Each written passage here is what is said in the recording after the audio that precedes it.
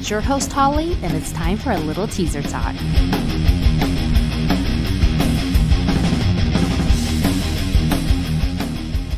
Everyone, we are here day 2 at Louder Than Life, and yeah, I am super excited to have this conversation with you.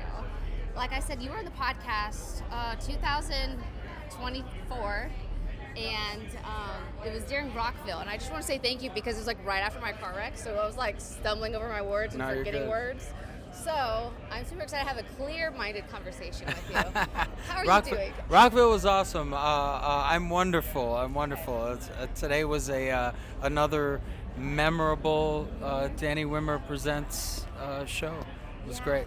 Yeah, because you guys played earlier today, opening up the festival, setting the tone for today. Yeah, I hope so. How was the crowd and how was the energy? It was insane. I didn't expect that many people that early, so it was great. It was. Well, you know, like I was talking about this earlier in another interview, and we were talking about like the size of the festival itself. So we got like over 175 bands, 7 stages, 4 days, and it's a long days, but fans are dedicated. They're here for it. And it's hot out there, so shout out to the fans for braving that. It is extremely hot out there. Yeah. I appreciate you braving this heat for this interview. Yeah. The way we got beer back here, so I think I'll be okay. Correct. They keep us chilled with cold beverages for sure. Yes. Well, awesome. So what have you been up to since the last time we chatted last Rockville? The anniversary shows, doing the Painful Statements tour, just wrapped up our second leg of that. Nice. And doing a lot of songwriting, getting ready to go into the studio and do some recording. So looking forward to that. Gearing up for Europe with Lacuna Coil. Nice. We're going to do 2.5 months over there. Playing some cities I've never been to, so excited to finally get over there with some of our fans. What city that you have not been to that you're most excited to visit? Oh, a lot of places. Poland, Milan. Whoa. We've played Luxembourg. We've done Germany, but just a lot of the Eastern Bloc and a lot of the Netherlands that we've never been to. Milan, I've never been to. Well, I will be watching your guys' Instagram with envy because I've never been there either, but beautiful. Yeah, we're definitely going to be doing a lot of posting on that one. We plan on venturing out and seeing the cities because we never pass up a chance to do that. We just did a run with Soil and got the opportunity to go to Nottingham Castle and drink at the oldest pub in the entire country of the UK. Wow. How old is that? It was 1192. Whoa. Was the building is still standing. We've been having fun in this earth since 1192, it sounds like. Yeah, and then we met this group of guys there that were just hanging out there drinking and became friends and were literally singing like, "Oh, what band are you in?" And we told them, they were like, "Oh, I can feel it coming in." And they started singing. It was the like most surreal. Yeah. It was so surreal. They weren't even at the show, and it was pretty fun. Okay, so obviously, you guys aren't like the new kids on the block. You guys have been here for a while, but still though, that has to feel a certain way whenever, like you said, they weren't at the show. But we're still hanging tough. Very tough. That was a New Kids reference to the New Kids fans out there. But you still have to feel some certain type of way, right? Like having somebody in another country who wasn't at your show immediately hit it. Absolutely. That's the universe telling you you're in the right place. So I absorb that every time that comes. That's a great way of putting it. So this is Teaser Talk. So of course we like to talk some teasers. Okay. You had mentioned maybe some new music coming out. Not maybe, but new music. Can you tease the fans and listeners with what we should be expecting or anything on the horizon? It's up there with our most aggressive record. If you like songs like Bullet, if you like songs like Chaos and Earthquakes, we went very heavy on this record, and still got that Nonpoint groove, but it's definitely I think it's this lineup's best work ever. Nice. Oh, easily, and I know the guys will agree with that. It's got that.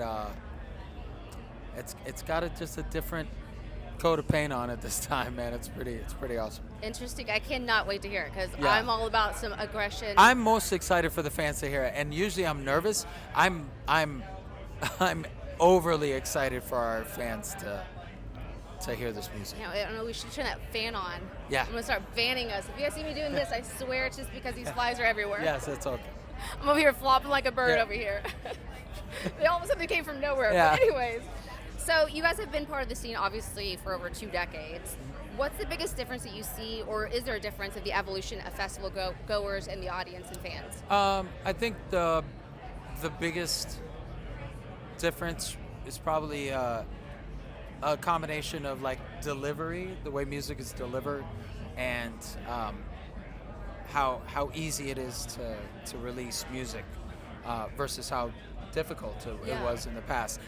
It doesn't necessarily make it any easier to be heard through all the traffic.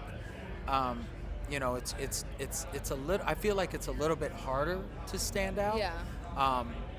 But hopefully, fingers crossed, people hear that with this. Yeah, like it's interesting because it's like, oh, there's more opportunity, right? There's more ways to be discovered. It used to be just like live shows, and then you have YouTube, and then, well, I guess MySpace too. Yeah.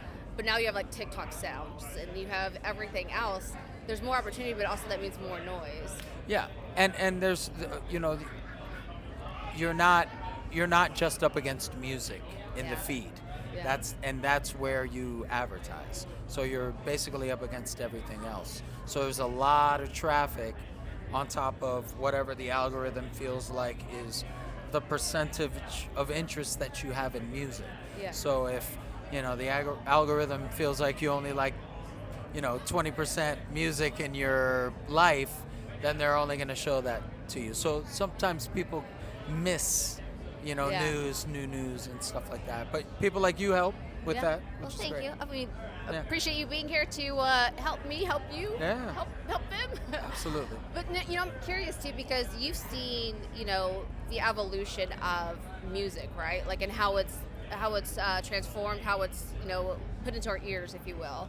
What would be some tips or recommendations that you would say to somebody who is just now starting out, so they have it to where there's all these opportunity, but also there's a lot of competition too when it comes to standing out?